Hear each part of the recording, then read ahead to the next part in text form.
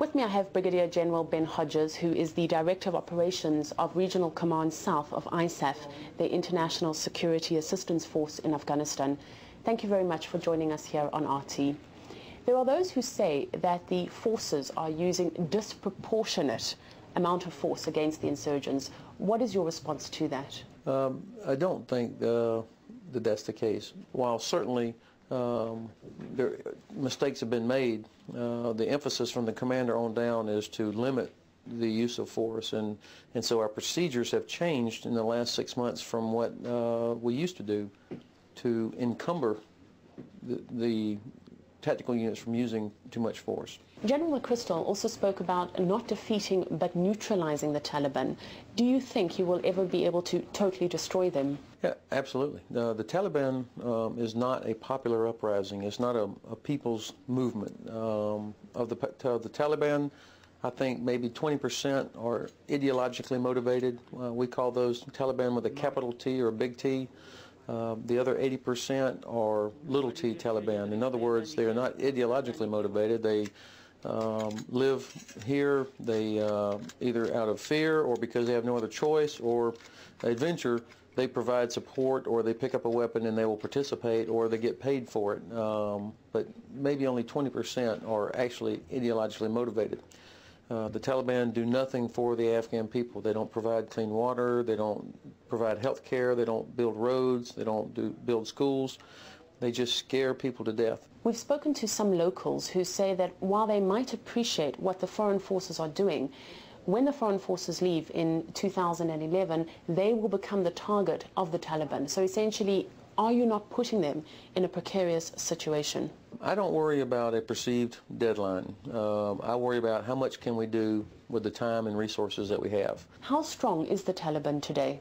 I think actually it is facing a critical moment in its own existence. That 20% of the Taliban that I think is ideologically motivated is tired, I'm sure.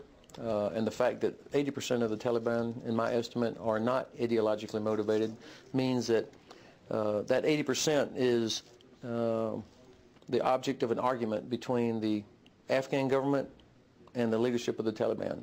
And I believe that as Afghan security forces continue to get better, and as Afghan district governance continues to improve with help from across the international community, and now that the President has announced another 30,000 troops are coming over, other members of the coalition have announced that they're either going to stay longer or that they're going to bring forces. If I'm a Taliban commander sleeping out in a pomegranate orchard in the Arghandab Valley, it's starting to get really cold at night, and I just heard the President of the United States say we're sending 30,000 more troops. That has an effect on my willpower, my will as a Taliban. But 30,000 additional troops gives me as a Talib the message that I am winning the war. Do you not think that this could be the perception and the message that is being given to the Taliban?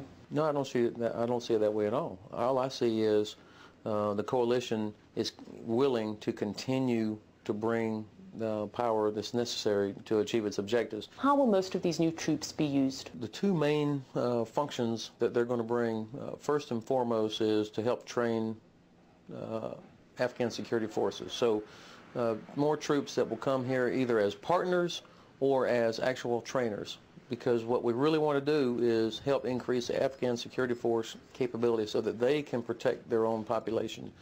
The other part, of course, there will be some combat forces that will increase our ability to dominate more areas to help protect the population until the Afghan security forces grows. Why do you need such an elaborate infrastructure? If we look at Kandahar, for example, you have the boardwalk, you have shops, you have restaurants. Does this not detract from the real reason why you are here? Would soldiers or Marines or sailors deploy for a year or even 6-7 months? They're put out in places in very Spartan conditions. They're risking their life. There's a lot of pressure. They're away from their families. It seems to me that that's what countries ought to do. Why not just change tactics and replace this whole infrastructure with small, well-trained commanders that go in, eliminate, do what they have to do, and then withdraw? Would that not just make the whole operation so much quicker and also minimize the risk of injuries and deaths? Well, it depends on what situation you're trying to deal with.